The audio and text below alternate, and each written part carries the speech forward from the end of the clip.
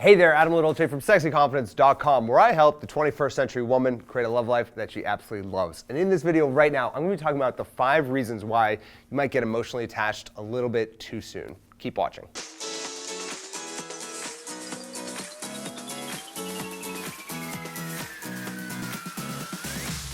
Now, we've all had times in our lives when we're just vulnerable and we get attached too soon in a relationship. But if you're finding that this is a consistent pattern in your life, then you may want to take a deeper look at what's going on. And unless you're able to understand the patterns in your love life, then it'll be impossible to break them. So in this video, I'm going to dive deep into the 5 reasons why you might get emotionally attached and emotionally drawn in a little bit too quickly and a little bit too intensely. Number 1 is that you've dealt with abandonment in your own childhood. Now, maybe you had a parent, a mother, a father who just wasn't really there when you needed that person during those really important moments in childhood where that person should have been there. Maybe it was that soccer game where you scored that goal and you looked over there, your parents weren't there. Or as you graduated from high school and they didn't attempt to even come. If you dealt with abandonment during your childhood, you're going to generally have more of a tendency to want to pull people towards you and be fearful to let them go. And worse off, you'll have a tendency to seek men where you can recreate those childhood moments, even if you don't know that you're doing it. You'll subconsciously be attracting men who don't give you themselves fully. And when a guy does give himself to you fully,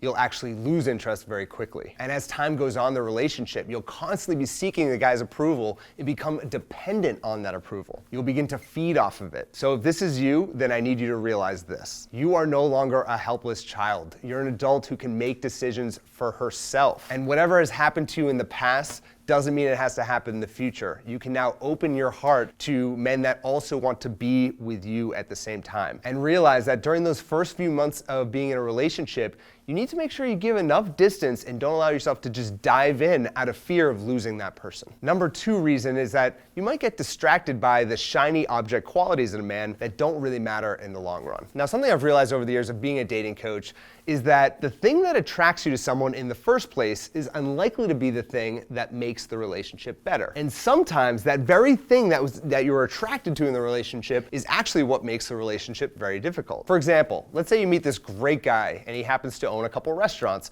He's super successful and everyone really likes him. But as the relationship progresses, these same attributes can actually be the very thing that makes your life absolutely miserable. He won't have time because he's hyper ambitious and he keeps wanting to expand, and restaurateurs usually work a lot of hours. And also, he's so charming that, you know what, he might sometimes cross the line with the women that he works with. So the point of all this is that the next time that you meet a guy and you find yourself getting overly attached and really drawn to those kind of like shiny objects attributes, those things that like are really initially attractive, what I want you to do is take a step back. Don't value those things too highly because, quite frankly, although they are super attractive right now, in the long run, they actually might be the very thing that ends the relationship. Number 3 is you give away responsibility for your happiness. People who aren't sure about how to look after themselves emotionally are always going to reach out to someone else to do it for them. And that means when you get into a new relationship, you're going to find yourself always seeking all of your happiness from that one person, and then it's going to make you even more emotionally attached to that one person. Number 4 is you're constantly making all of your dating decisions with your emotions rather than with your logic. For example, if a guy doesn't text you back after you text him something, then you end up becoming a complete prisoner to your emotional needs. You'll get really mad and maybe respond to him in a ridiculous way. Or another scenario, if you're feeling lonely, you're just going to go ahead and text him. Or if you're feeling sad about something, you're going to want him to console you. Or if you're feeling envious about another girl, you're going to then go ahead and seek validation from him. Or if you're feeling angry about something, you're going to want to express it to him. Now, I understand when you're in a relationship, it's great to have someone there to be able to listen to your emotions and be able to respond accordingly. But you want to avoid in a relationship being completely dependent of getting all of your emotional validation, all of your emotional needs met from that one person. And on top of that,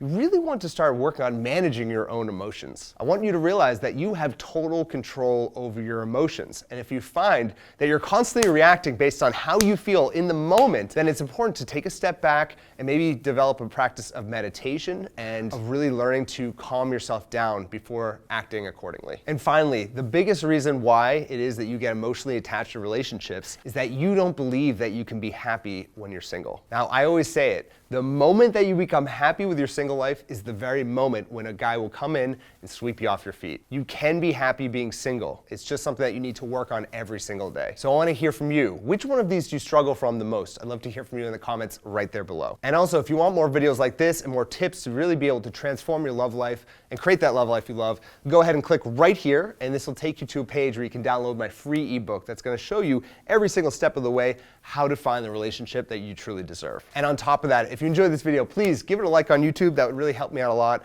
And don't forget to subscribe on YouTube for more videos just like this every single week. Thank you so much for watching, and I'll speak to you next week.